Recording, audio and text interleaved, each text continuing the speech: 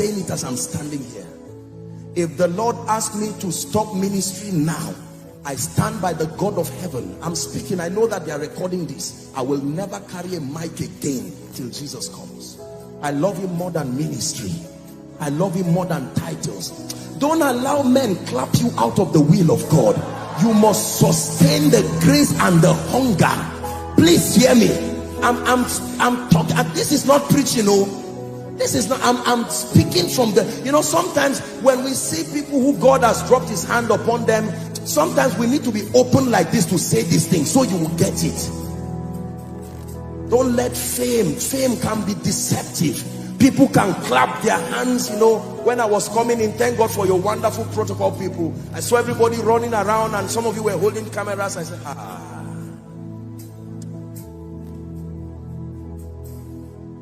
oh God, that great man is still your boy. Still your boy. Still your boy. He's somebody's father, but he's still your boy. He's somebody's mentor, but he's still your boy. He's somebody's role model, but he's still your boy. He's somebody's hero, but he's still your boy. The day you graduate yourself from the school of the spirit and pride gives you an award for completion, that day you begin to die immediately, no matter who you are. The day your knees becomes too far from the ground, that is the day your crown will fall from your head. I tell you this. This is the mystery behind the destruction of the great. This is why people start well and don't finish well. It's not sin that destroys people. It's not just fornication that destroys people. It's not just all these demonic things. No, the mercy of God is still there. It's the rebellion of rejecting the secret place. That's where people die. That's where people stay and are destroyed. They clap you out of his presence and you cannot die. Please listen to what I am telling you, because there are people. This is why you came here today. Forget man of God, woman of God. Thank God for that. But it's time, somewhere in this service, we are going to cry before God and say, Lord, this is no longer apostle, this is your boy.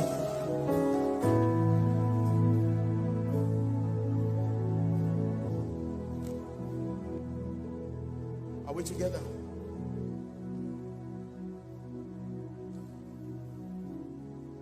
This is the place of encounter. Do to me what you want. This is the place of surrender. Do to me what you want. This is the place where my life is changed. Do to me what you want. So we must pray the prayer of the psalmist. It says, search my heart, Lord, search me. I'm not ashamed of what you will find. If you find loss there, I'm not ashamed. I won't say I'm a big man. If you find loss, kill it before a generation kills me for it. If you find pride, I'm not ashamed when I stand before you. I know I'm a great musician. I know I'm a great man. But I come to you. May your all-seeing eye search my heart, search my motive. Leave ministry, leave preaching, leave singing. Focus on me. Listen. You can be fasting as a man of God. That fasting is almost wasted. You can go to God as a colleague, trying to get one or two things. The anointing for the season with your hand in your pocket. Let me tell you the truth. You need to understand that although we are one with Christ, our dominion is shared dominion, not absolute dominion. And there are times you need to join the 24 elders. Take away your golden crown and join them to lie down and cry, Kadosh, holy, holy. You want to carry the grace for a generation. It is more than just fasting. It is more than just praying. It is death. where you are not ashamed of whatever God finds. People can be clapping for you, and God says, no, in the last 2 weeks, pride is growing in you, lust is growing in you. In the last 2 weeks, bitterness, you are, no, work on it, and you get down on your knees quickly and say, Lord, I'm not ashamed. What is there to be ashamed of?